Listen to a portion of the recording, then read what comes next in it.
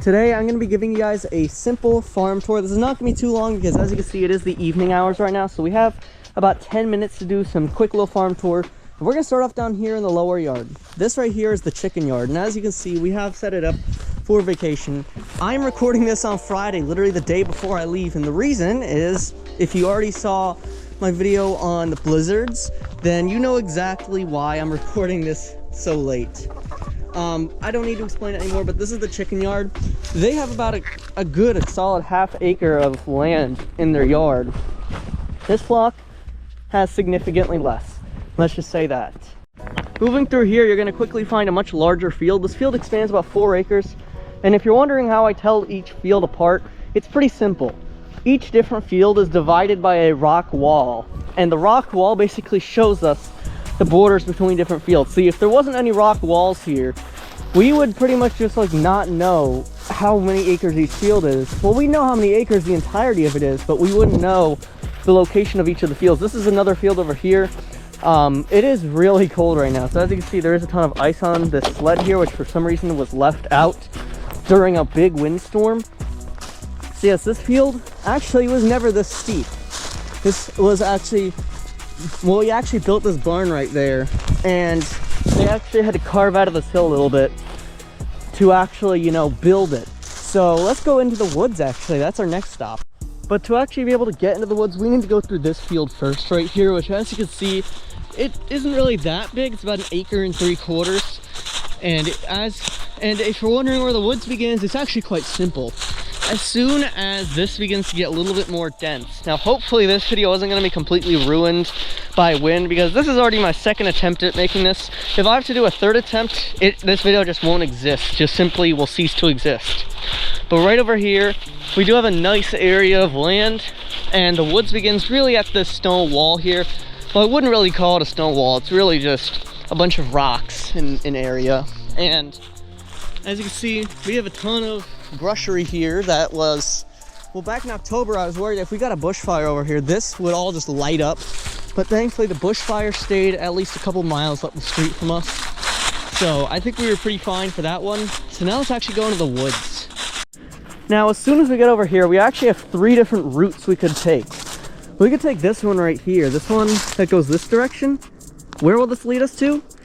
This trail. We could either go this trail or this trail. We're gonna go this trail, and if you're wondering about this one, we're gonna be talking about that in just a couple minutes. We're gonna start off by going down this trail, which is quite simple. It's a nice, peaceful trail. We're not gonna go completely down to the brook because it is a little bit too late. If you wanna see the entirety of it, I would recommend clicking this video in the card above, which is actually many years old, by the way, but I still think it's relevant here. My hands are getting so cold, like I can just feel them literally like trying to stick to the camera. I'm literally about to drop it. You can't tell because my camera is very stable, but my fingers surely can tell. So yes, this trail is pretty expansive. We go a decent bit around here, as you can see.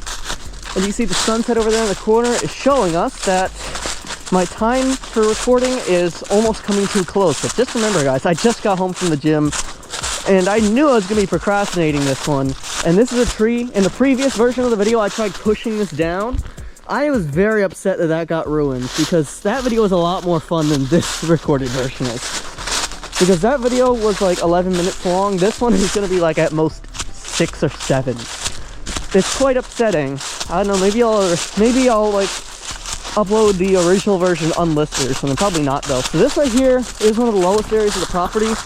The elevation's in around 735 feet. But we do jump about 60 feet once we go up this hill right here, which on camera it doesn't look that bad. When you're actually climbing it, it is a whole lot worse. So let's go up that hill. Alright, so we just made it up to the hill. There's just a little bit left to go, and now we're back up to around 800 feet of elevation right around here. So as you can see, we're actually going back to that trail that we just saw. Now, if you're wondering about this little split up here coming up, it's not that bad of a split. All it's going to do is just going to take you to the same location. We do have a couple tree stands. You might have saw some while we were walking down here. And that's because they were generally from the people before us. Like this tree stand right there, that's probably going to be at least a couple decades old, but I still use it.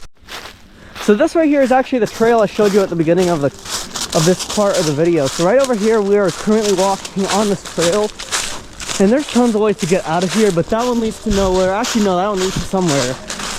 The one over here, I made a grave mistake back in March. I was trying to ride my ATV through here, and I missed the first path somehow. So instead, I went up the second one, which is coming up soon, and that was a bad mistake because it leads to nowhere. So basically, my four-wheeler literally got stuck behind a tree. It got so bad, I was worried I wouldn't make it out of there, bro. But it took me about 35 minutes before I realized I was being an utter idiot. And the simple solution laid by was just simple. All I had to do was just use some basic geometry, and you'll be right out of there in like 5 minutes. Also, I think this is quite interesting, but they're logging this property. Property line's right there at the end stone wall. You can see where the logging begins and where it ends. Some of the trees have actually hit ours. I'm starting to realize these trees right here seem to be a little bit bent towards this general direction. They seem to be a little bit more bent towards the east, which makes me wonder if maybe they're hitting these trees more often than it seems. I don't know, but personally, I don't care. So we just made it back into the upper fields up there. We're gonna reach the highest point of the property, which is 1,009 feet of elevation. As you see, the moon's over there. The sun is still setting over here. It's just a nice time of the day. As you guys can see, I think it looks really beautiful up here, you know? I just think it looks perfect. And if you're wondering why this is down, I have no clue. I would assume it was one of those summer thunderstorms we got in like late August or early September this year, but I honestly don't know. So, yeah. Let's go up to the top of the field and do an outro. So we've officially made it to the highest point of the property, which is that rock down there. I'm not sure if we're gonna make it by the end of this video, but since I'm probably not, click the video on the screen right now, which is the farm tour I was talking about in the iCard earlier. So see you there, bye.